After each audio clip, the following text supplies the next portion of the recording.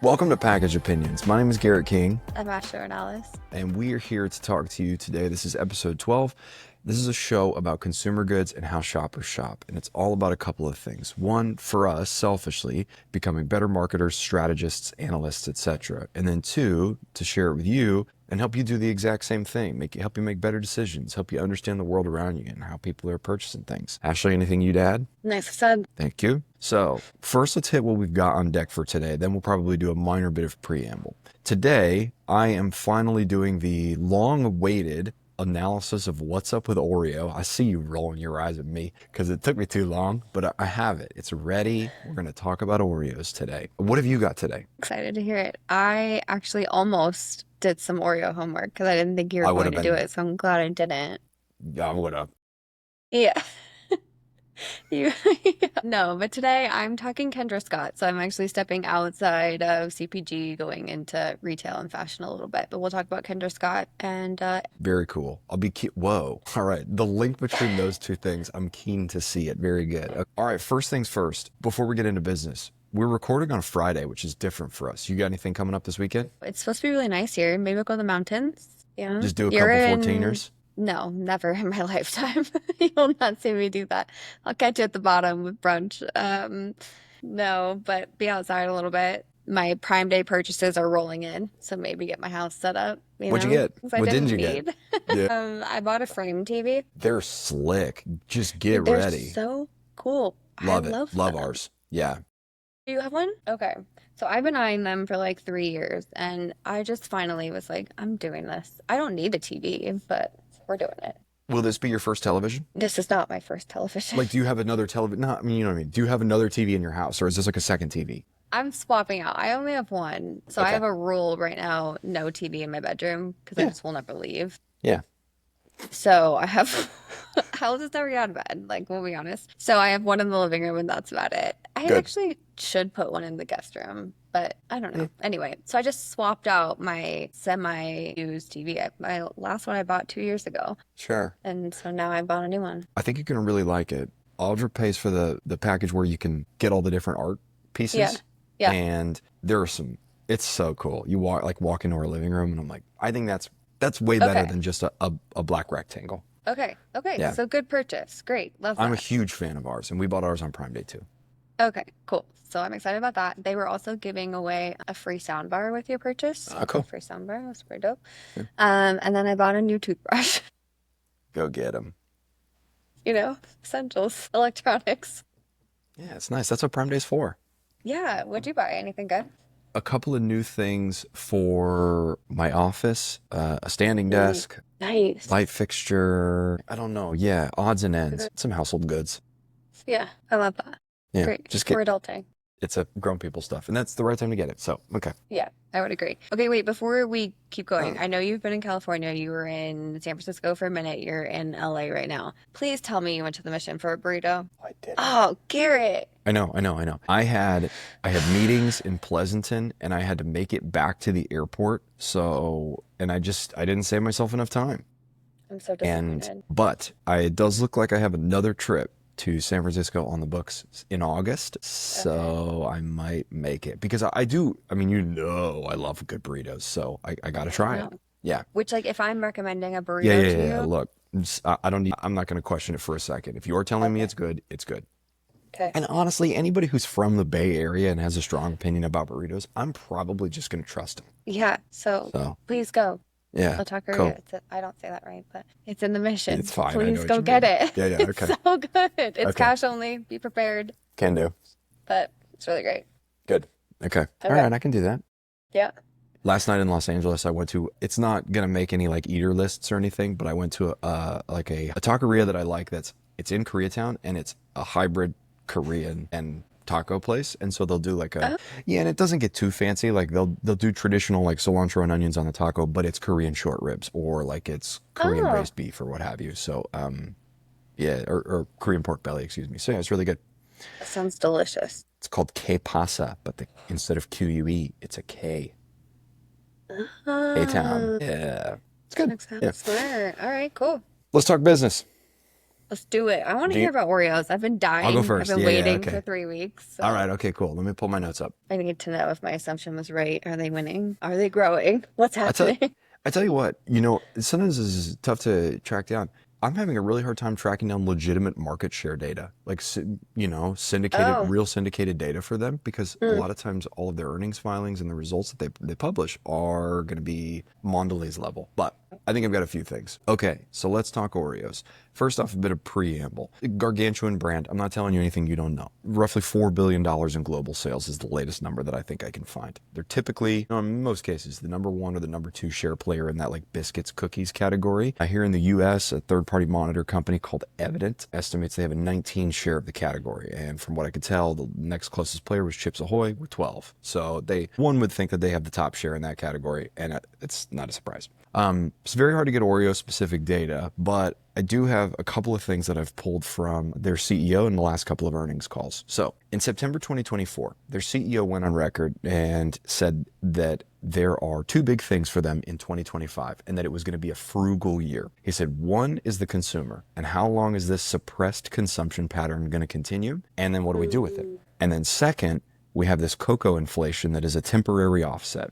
So they have some real macro factors. And what I try to do is break this down into tailwinds and then what they're doing about it. So tailwinds first. Cocoa input costs is really problematic for this business and many others. They also are dealing with some regulatory challenges. The UK is an example. They recently, and I actually don't know the date, started making it more difficult for manufacturers that produce foods that fall under their HFSS criteria, high fat, salt, and sugar restrictions. And they won't let you promote them in certain store locations in some retailers. So Mondelez has had to get crafty with retailers in the UK like Sainsbury's, Waitrose, etc. on how do we merchandise this now? Because it matters for those retailers too. North America is a kind of a problem, and I know I'm not surprising you. Volume softness, potentially spurred by diet trends, is a real thing, and consumer sentiment is another real challenge, right? Just in general, I think discretionary purchases seem like they're getting more of a second look, like categories that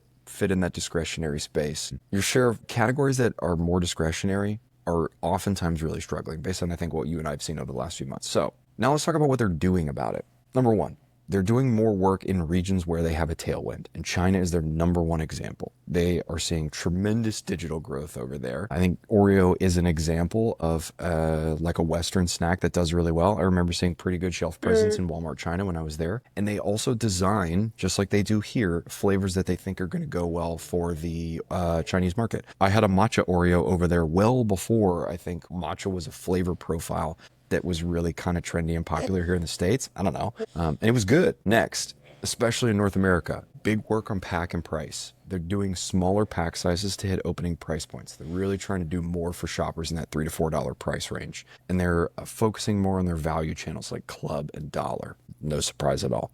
And I think we do see migration to those channels in times of economic sensitivity. Costco is super healthy right now. Next, the stuff that we always riff about, big collaborations. And let's loop it in with like frequent flavor innovation. Post Malone's Oreo was really interesting. I thought it was wild that they did it. And didn't Selena Gomez just have one? Yeah, I don't know the flavor of Post Malone though, do you?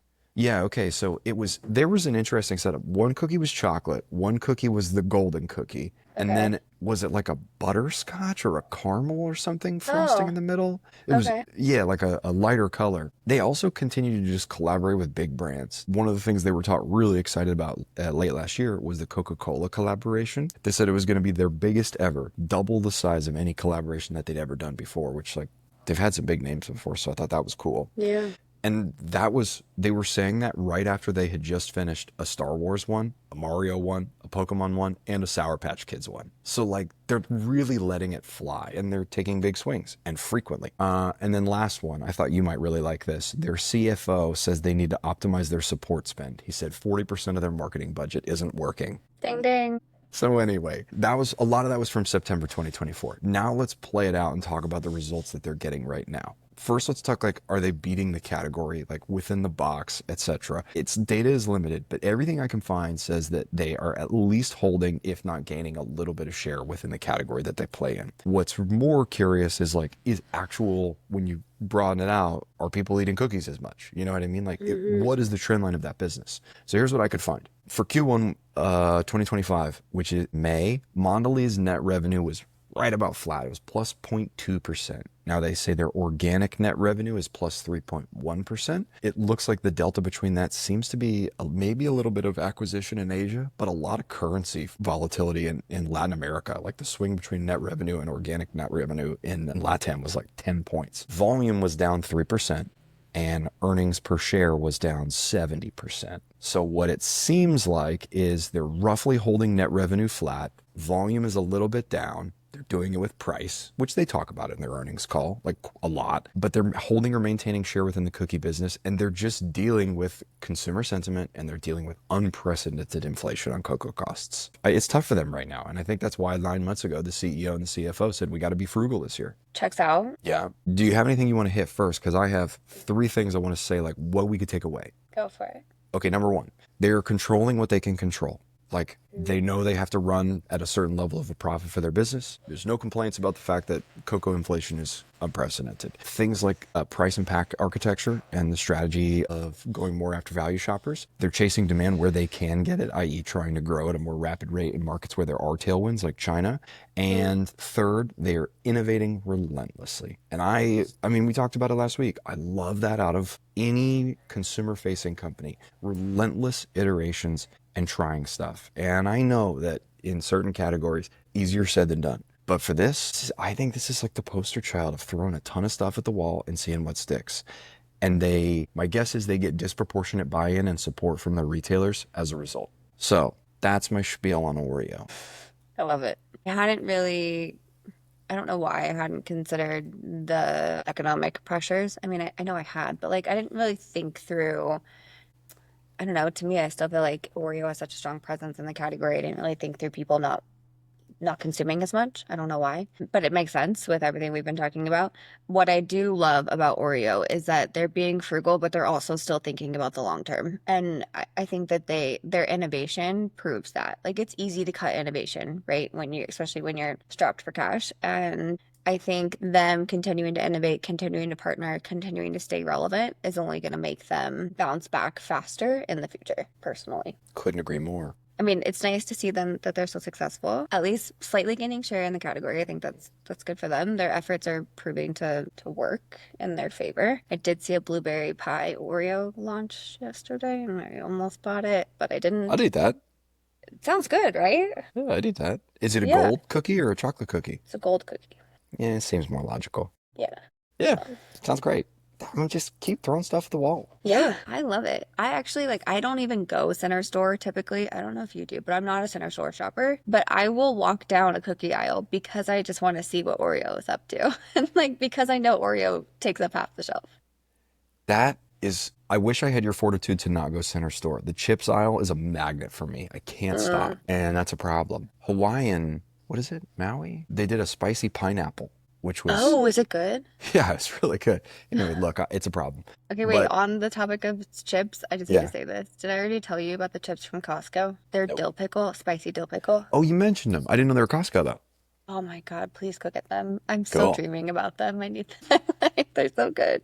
Hell Anyway. yeah. Speaking of Costco, I think next week I'm going to cover the story about the new Costco private label beer. I'm not going to spoil it. This is a cool story. Okay, I'm Yeah. excited. Yeah, so we'll cover that next week. Okay. Okay, spicy dill pickle chips at Costco. Yeah, I mean, flavor innovation, it's just fun to see. You can always bring something to the table. I don't know. Yeah, yeah, I Okay. agree.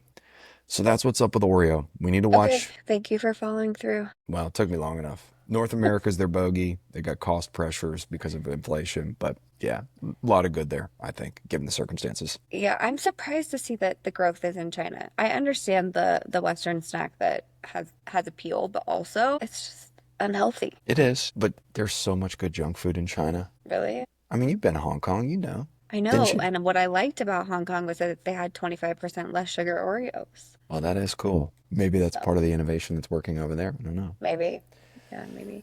What I also think is interesting, and you mentioned it, is that they're up against the pressures for display because of like the ingredients and whatnot. There's a couple of articles I've seen recently. We're starting to get the same pressures here in North America. So maybe all of this work that has to be done is going to help them succeed faster here. Because I think there's going to be a lot of changes that have to be made to packaging or ingredients or storytelling or whatever it may be that will come to fruition here in the US too. It does feel like food manufacturers are making changes a bit more proactively. I mean, apparently Coca-Cola may switch from corn syrup. I saw that. Yeah. What does that do to trendy Mexican Coke glass bottles? I don't know. Who was the other one? It was a red dye. Somebody. I can't remember. Anyway, Yeah, yeah. We're also, I saw an article recently too. They're talking about putting the nutrition label on the front of pack now instead of the back of pack. Which they were talking about the pros and cons of that. Obviously, nutrition is being forefront, but then you lose some prime real estate for talking about your brand. So kind of twofold there. it kind of reminds me of, when you buy junk food in Mexico? No, but okay, tell me more. All right. That's, yeah. Okay.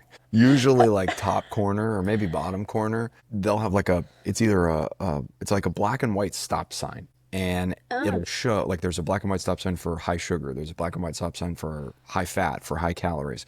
And so if it has all three, there will be three stop signs on it. And I mean, on a bag of chips, maybe yay big, it'll be maybe an inch in diameter. So it's not small. Yeah. So anyway, maybe something like that someday. huh. Wow, that'll Yeah. deter you from eating that. If I pick up a bag of chips and I see three stop signs, I'm like, okay, yeah, I shouldn't be doing This this. is what is in this. They got a lot of flavor. Hmm. Okay. So, all right, let's talk Kendra Scott. Kendra Scott, yeah. Are you familiar with Kendra Scott at all? A little bit, yeah. Okay. So they've recently had a big comeback and they are more so, I would say, relevant in like the younger generations, like high school, college.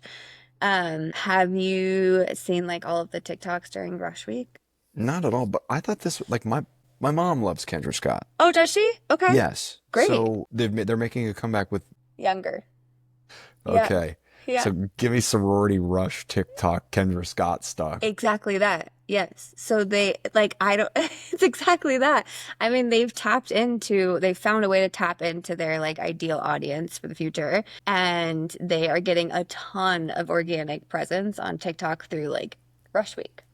OOTDs, which is pretty amazing. And so it's given them like a resurgence. But what I think is cool, and I found this article about kind of their e-commerce strategy that they rolled out 3 years ago. And they've put a lot of intentionality and focus over kind of rebranding themselves and also redeveloping their e-commerce business. So they're 2 years into their 3-year strategy, and the 3-year digital strategy really focuses on three pillars. One being a better mobile experience, fine. Two being AI powered personalization, and then three, experiential unified commerce, which is essentially a fancy way of saying consistency across channels.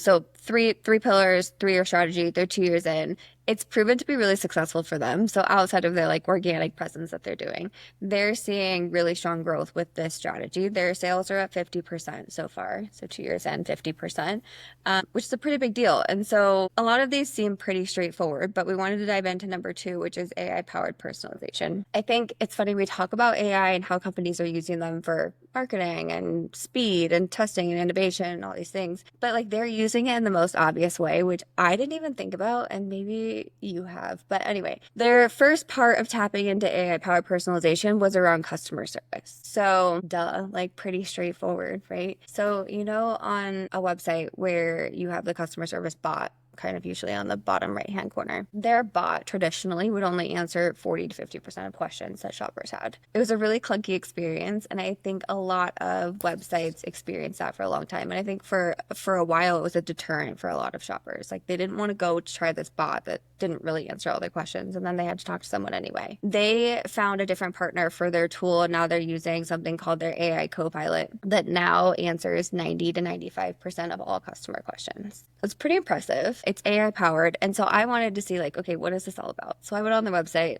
I used it. It's very, I'm an Amazon person, so it's giving Rufus essentially, where you can type in any question and it's going to answer it in any which way. So I gave it a question around like, what is your top selling necklace? I wanted to know. And it answered. it's like, okay, well, it had a bunch of questions. Well, in what category? Do you want a pendant necklace? Do you want a statement necklace? Do you want this? Like whatever. So I answered the category, and then it told me which ones were top performing. And it happened to be like an initial necklace, which has been trending for a while. So it makes sense. So then I said like, okay, I want your top performing necklace that isn't an initial necklace. And so then it asked me more questions: gold, silver, like what type of whatever it may be. And then it gave me a full selection, which was really cool. So what I love about it is that it is interactive for one. It knows its product selection and it gives a lot of recommendation, which I think is really neat. What your eyes tell So cool. me. So It's cool. so cool. Yeah. And I think like the more that their shoppers start to use it, the more it'll learn. And especially if you're maybe logged into an account, I think it could potentially give you recommendations to stack to like whatever you've already purchased. So that was really neat. And then I asked it a question around like, I'm going to a birthday party for a 14-year-old girl. Like what should I purchase? And it gave me a list. Again, it asked me like, what's my budget? What's my size? Like whatever it may be. And then it gave me a list of things that I should purchase. Anyway, all this to say, the tool itself is exceptional in offering product selections, and I imagine solving problems too from like a real customer service perspective. But what they mentioned was that 6% of all the sales done on a website is going through this tool, which I thought was a pretty sizable number for something that is so new. 6% seems quite large, no? I don't know. Yeah, Maybe not. I absolutely think it it's does. pretty I hate significant. chatbots. They're So doing do I. 6% of their revenue through that thing? Yeah, I know. So it's working. 6% of the revenue is going through their chatbot, and then it supported 160% increase in revenue through the chatbot.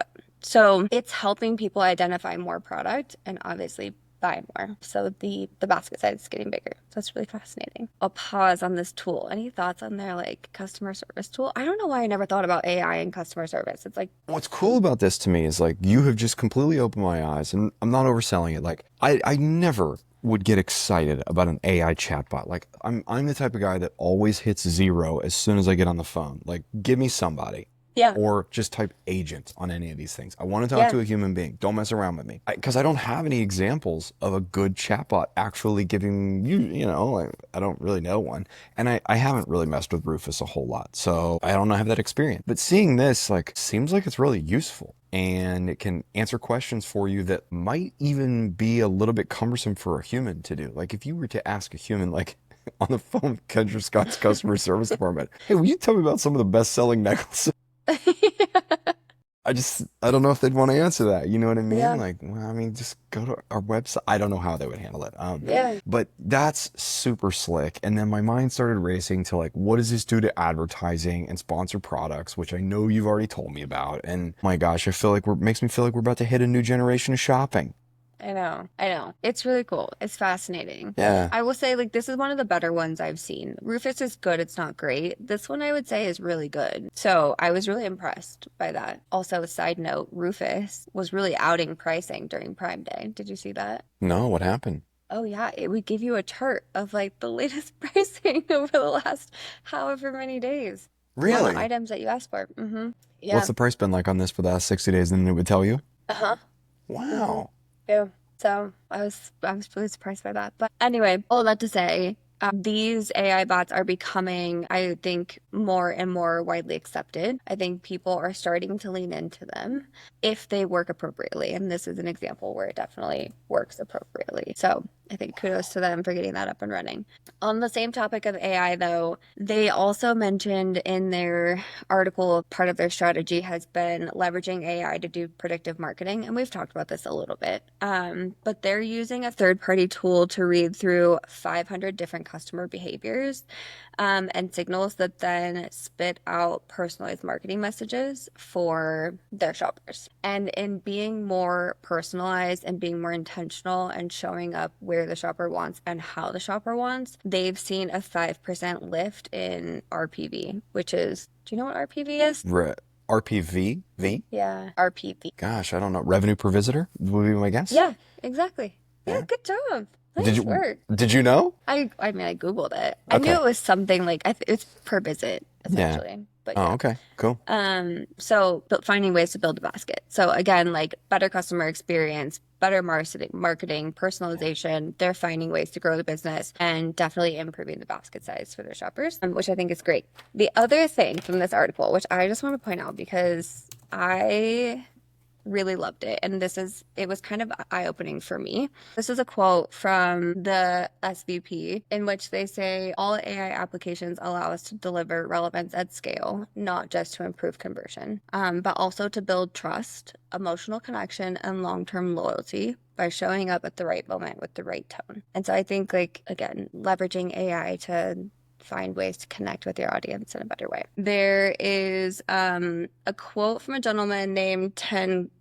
Gloom, who is VP of Digital from a company called Wonderkind. What he stated here about AI is that brands today are charged with making meatier e-commerce experiences because customers' expectations and the way that they discover sites are changing. But more expansive product descriptions, for instance, can help brands stand out in a database using AI engines like ChatGPT. So essentially, the way that we think about SEO is changing. And I hadn't thought about this yet because, I'm super focused on Amazon. But the way we think about SEO today is truly like, what keywords do you put in here to make you show up more relevant in an Amazon search or a Google search? And now they're talking about how to leverage AI in a way that generates product descriptions that help you show up better in other AI engines like ChatGPT. And we talked about this recently with ChatGPT changing their experience and tried to become more of a search engine themselves. And so this really was kind of an eye-opening moment for me where the evolution of search and the evolution of content is going to change yet again, not just for the static like search experience,